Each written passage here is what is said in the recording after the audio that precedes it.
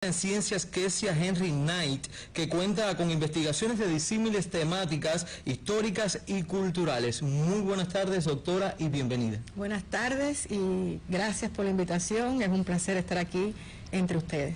Doctora, ¿considera que la historia de Cuba, como fortaleza del proyecto social cubano? ¿Es la historia de Cuba una fortaleza del proyecto social cubano? Claro, la historia de Cuba, sus estudios, el profundizar en las temáticas de la historia de Cuba, realmente se constituye estudios de alta pertinencia social, porque de esta manera contribuye a la comprensión de la nación y de la nacionalidad cubana.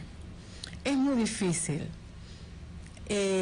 tener un sentimiento patrio desconociendo no solo los hitos, sino de forma profunda todas las etapas de la historia, desde la etapa precolonial, porque a veces pensamos que la historia de Cuba inicia con la llegada de los conquistadores. No, la historia de Cuba comienza desde los aborígenes. Los aborígenes es un elemento importante de la nación y de la nacionalidad cubana. Entonces, desde sus inicios, desde esta etapa precolonial, colonial, la república en sus matices, que hay que profundizar, que a veces se queda en los estigmas, pero la república aportó muchísimo a la historia de Cuba, y también, bueno, ya en la última etapa, luego de llamada por los historiadores como la revolución en el poder. Menciona dos elementos que a mi juicio son muy importantes: nación y nacionalidad cubana. Sí, cómo no.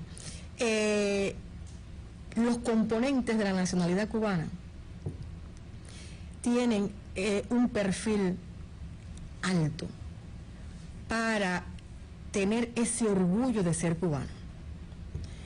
Cuando el cubano conoce de dónde vino y quién es, tiene realmente las propiedades, identidad, las cualidades, exactamente, para saber cómo moverse y para saber desentrañar el por qué comemos estos alimentos y no otros, y estar orgulloso de lo que comemos, por qué se baila, por qué hay ritmos diferentes, y estar orgulloso de esos ritmos, de la forma del caminar, del vestir, del entendimiento. Incluso hablábamos antes de cámara que hasta para los estudios sociales, así es, sociológicos, antropológicos, que son muy importantes, psicológicos, el conocimiento de esa nacionalidad modulan el resultado de estos estudios. Toda esa disciplina de antropología cultural, pudiésemos decir. Así mismo, pudiésemos decir la antropología cultural, la sociología, la historia del arte, todas esas temáticas que tienen que ver con lo social y lo cultural son realmente de un perfil muy alto para el conocimiento del cubano, de su orgullo, incluso de las ciencias. No es lo mismo ser físico que tener conocimiento de las ciencias físicas. No es lo mismo ser médico que tener un conocimiento de la historia de la medicina. El conocer tu ciencia te da un comportamiento diferente.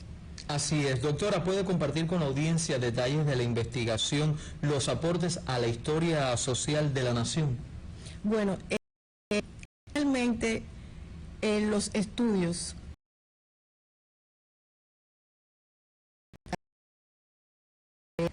somos tres autores, porque están conmigo mis dos tutores. Para mí fue un placer que formaran parte de la autoría también.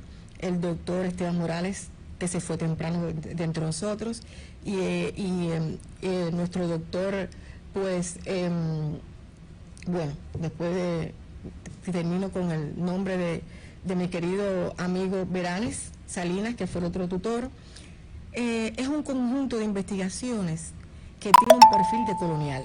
¿Por qué decolonial? Porque subvierte la lógica colonial del pensamiento. Realmente, cuando estudiamos los aportes, las contribuciones de las asociaciones de negros y mestizos, pues lo que nos viene a la mente es estas asociaciones como imitadoras de las asociaciones españolas, europeas. Pero cuando profundizamos en estos estudios nos percatamos de forma que antes no se había dicho ni socializado, este perfil contrahegemónico de los primeros iniciadores y fundadores de estas asociaciones. Eran mambises negros y mestizos que con el Pacto de San Juan tuvieron frustradas sus intenciones de independencia y entonces aprovecharon las leyes, estos intersticios legales, para fundar estas asociaciones que estaban permitidas y continuar conspirando para el desarrollo después de esta independencia, que fue el 95 que se incorporaron. Y esto es desconocido. El Camagüey, por ejemplo, le pregunta a usted, ¿conoce a un mambí negro mestizo del Camagüey? Y es muy difícil de recordar, porque no está en la representación social, no está en nuestro imaginario, y esa es una de las contribuciones, nuestros mambises multicolores que formaron parte de este campo insurrecto del Camagüey, del tercer cuerpo, y que estaban invisibilizados. Y es ahí este aporte, esta contribución, no solamente de la parte colonial, sino también en la República, como el Camagüey tiene mujeres negras y mestizas, hombres que contribuyeron al desarrollo científico de la medicina, de la educación, del periodismo. Fundaron periódicos, fundaron revistas, allí plasmaron su pensamiento, y entonces es realmente un tributo a estas familias que la historia oficial las tenía al margen y que encontraron en esta investigación un tributo sincero, pertinente, y que estaban esperando. ¿Cuántas familias que hicieron tantas por esta independencia, hicieron tanto por el Camagüey y por la nación cubana, están invisibilizadas allí?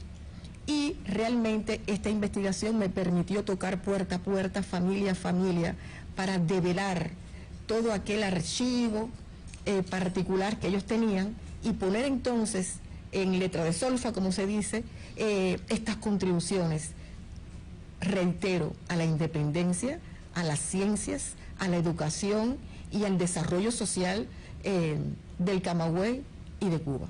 Muchísimas gracias, doctora Quesia, Premio Nacional de la Academia de Ciencias Sociales y Humanísticas, con quien tuvimos el placer de conversar en esta tarde en la revista. Quisiera agradecer, el agradecimiento es algo importante, y quisiera agradecer a, como dije, a mis tutores, a la oficina del historiador, donde trabajo más de 20 años, a mi familia, y también a ese recorrido desde la primaria, el pre-universidad, hasta mis estudios doctorales.